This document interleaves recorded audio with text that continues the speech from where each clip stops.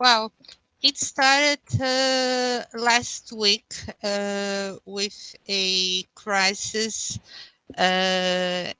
regarding a lot of measures that were taken by both the president and the Congress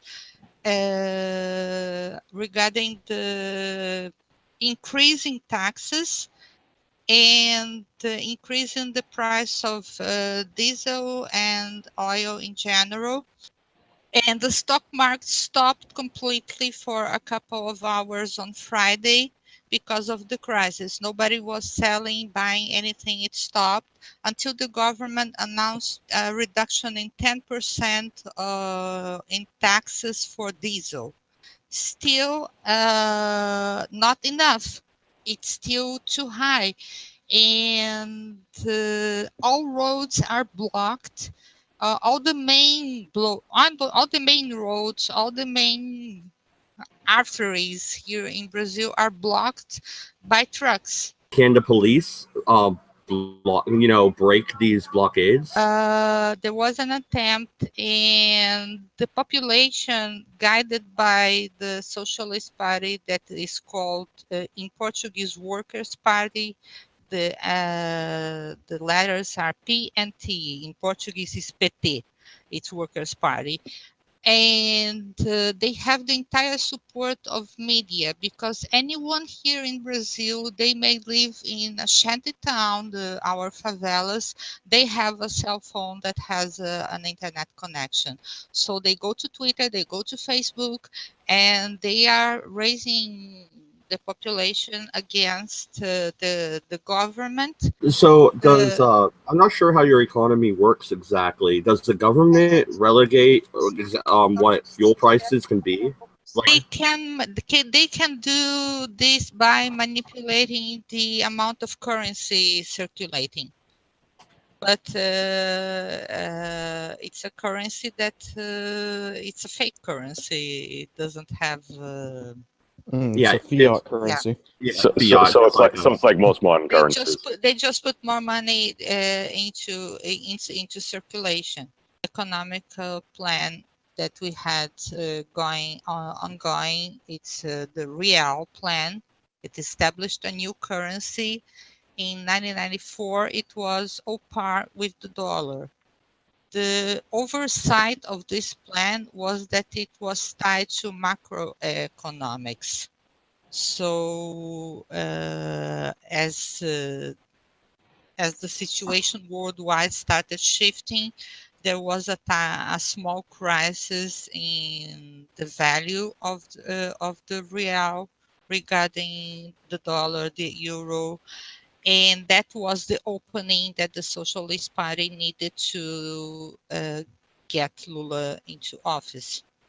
And since then, it was one corruption scandal after another. But no, okay. So the truckers are shutting down all transit within the country. You said something about power outages. How bad is this going to get, do you think, before it gets better? It will get worse. For example, my ISP has been acting out since 3 a.m. The state closer to Venezuela is so overburdened with the refugees that they are having, the name of the state is Roraima. It's on the border with Venezuela, and they are having power outages there because they are having to give health care and food and basic humanitarian aid to the refugees. They are overwhelmed and overloaded, and they are having power outages there. And it's not widespread. It's happening here and there, short power outages, but it can get big if it affects our main power lines here to the southeast region where I live. That affects the line that goes to Rio and São Paulo. If it closes Rio and São Paulo, the country stops. What does this transportation shutdown, what is that going to do to the people when it comes to health, emergency situations? Or can you even reach a hospital is what I'm asking. Well, if you have a private health care plan and your healthcare provider, their trucks, their ambulance trucks have diesel, you can get help. Otherwise, you have to drag your ass to the closest hospital possible and pray that the doctors and the nurses and all technicians that you need are there, because there are no buses starting from midnight. They cut 30 to 40% of their bus fleet, and both in Rio and São Paulo and in other major capitals. And starting from midnight, there won't be buses anywhere. So if you don't live close to a subway or a train line, you don't have transport. Public transport is shut down in major cities. And if diesel's gone up by 40% over 6 months, and many folks are powering like their We homes and don't stuff, have earthquakes, we don't have volcanoes, we don't have hurricanes, we don't have any of these natural disasters. Our only natural disaster is the population proper that puts corrupt people in the government. Because Brazilian is very rich in resources. We were not supposed to be a poor country. Yeah. Well, Brazil's the 8th largest economy in the world, and it looks like it's, at least again according to Wikipedia, sorry about that 40, but you guys are losing $41 billion a year to corruption estimated. All slaughterhouses stopped because they cannot stock any meat after slaughtering. So this industry is stopped. All plantations cannot sell in the markets because they don't have access to markets. So people who grow any kind of crop, or even a tomato or lettuce or whatever, it will all rot because they can't reach the people who will spread this to other markets. I spent a large part of the day together with the girl who helps me, trying to get some food to stock until we reached the point where there was nothing else to take from the supermarket. There was nothing else left. People were fighting in the supermarket. We left. Even if you're a millionaire, you can't buy a loaf of bread. No, you can't, because you need flour, you need water. I had to stock even on water, preparing for a power outage, because if there is a power outage, there won't be water. How bad is the situation in hospitals if you were to go now? How long would the wait times be? And how bad is that compared to, say, 3 years ago?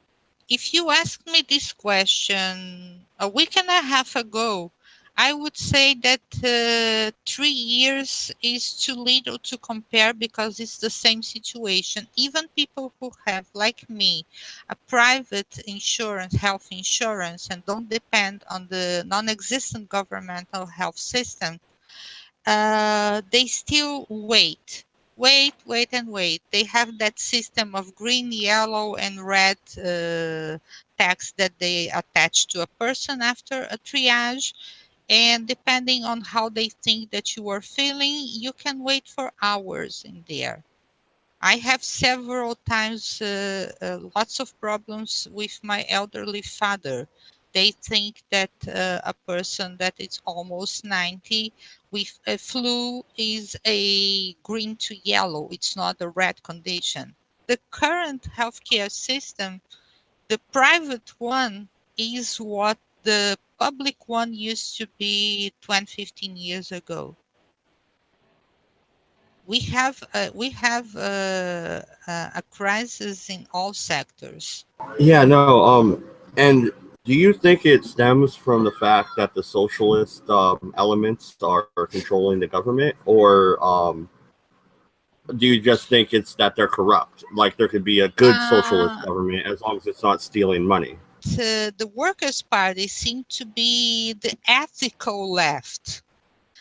But when they got to power, it seems to be that they forgot that they used to call themselves ethical, because they were as corrupt as any other government, more corrupt even.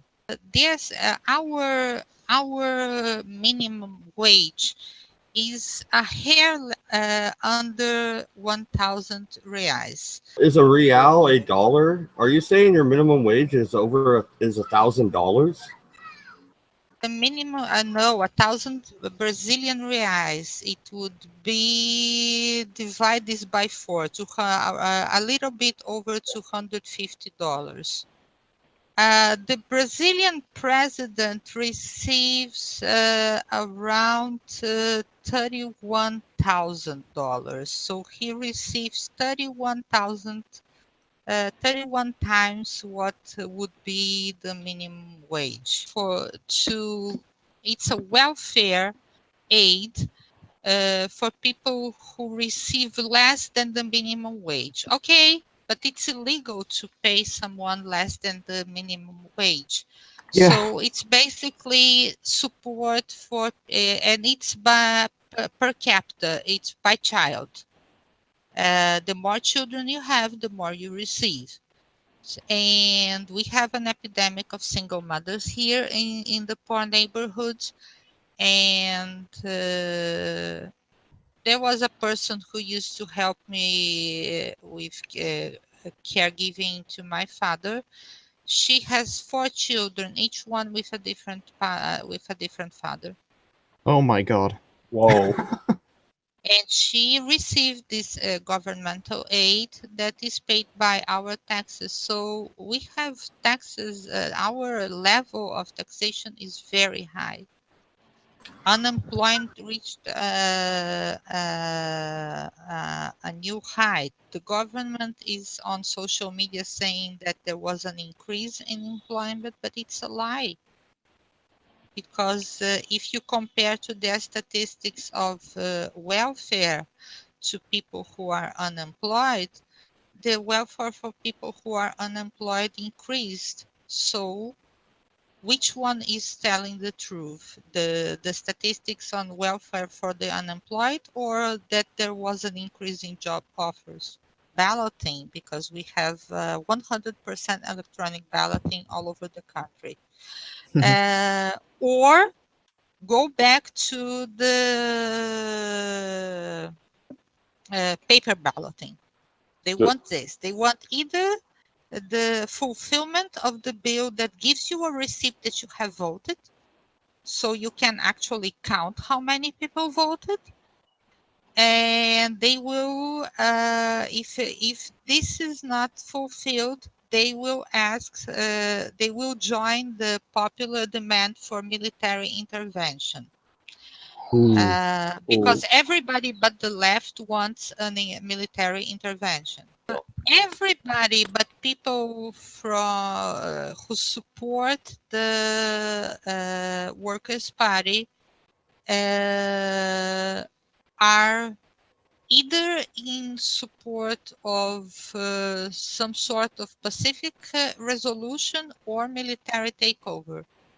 Because everybody knows that if there is a civil war here and the left takes over, our constitution will be worth nothing.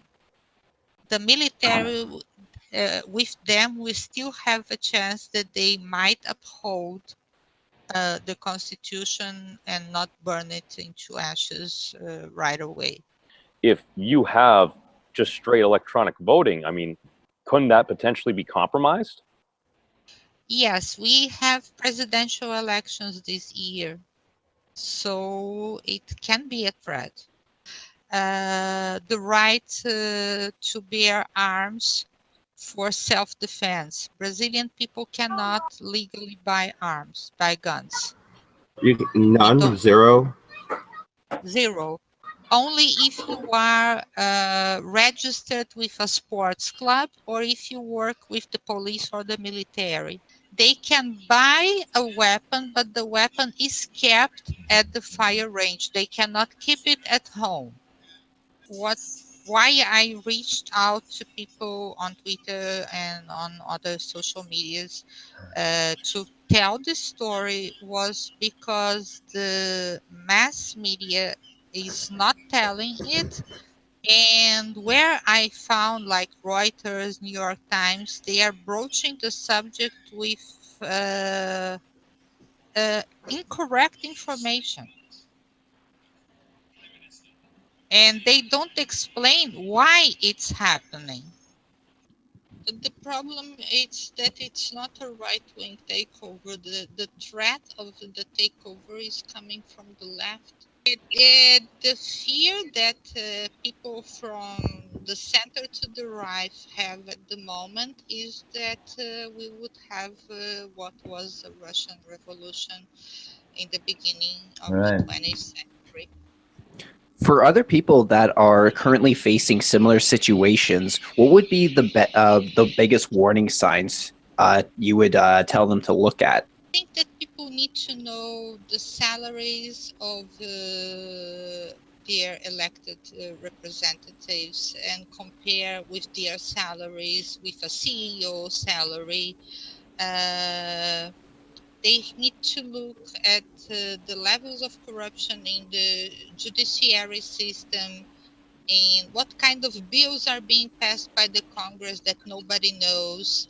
People need to pay attention to what's going on in the country and compare. This is my life, this is their life. Do they represent me?